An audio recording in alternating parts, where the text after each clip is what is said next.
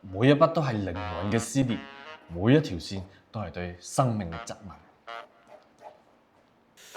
阿李，我叫你畫嘅係大衛，唔係超級電腦鼠啊！虎華老師，你格局細咗。我覺得藝術嘅本質從來都唔係複製，而係重新定義。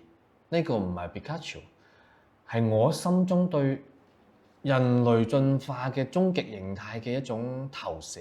即係你唔識畫個鼻，就索性將兩隻波波畫喺面上面。虎華老師，你覺得我好中意畫畫咩？你以為我坐喺度係因為對藝術嘅熱愛？唔通我揸支槍逼你嚟咩？喺呢個世界，人人都喺度追求緊快樂，食小龍蝦要13香，飲奶茶要全糖，但係我追求嘅係痛苦。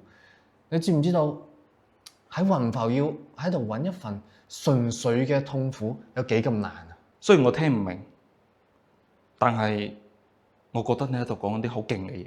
朝早6點鐘起身去練舞，太健康啦，我頂唔順。去健身房擼鐵，肌肉撕裂嗰種痛太過低級。唯獨係畫畫，每堂要坐喺度成粒鐘，劈劈坐到冇晒知覺，支二 B 鉛筆一畫落去就斷，一斷就要去刨，一刨又斷。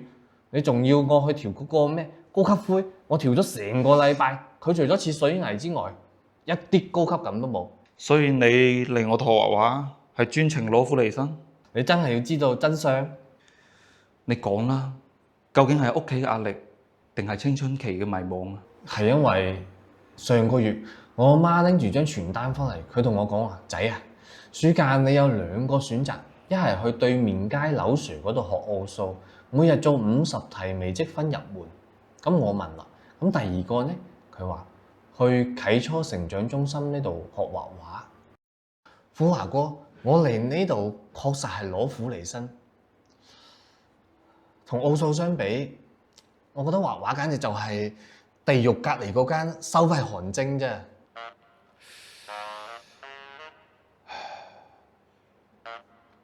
即係你頭先同我講咗咁耐，人類嘅進化、靈魂嘅撕裂，全部都係因為你唔想做奧數？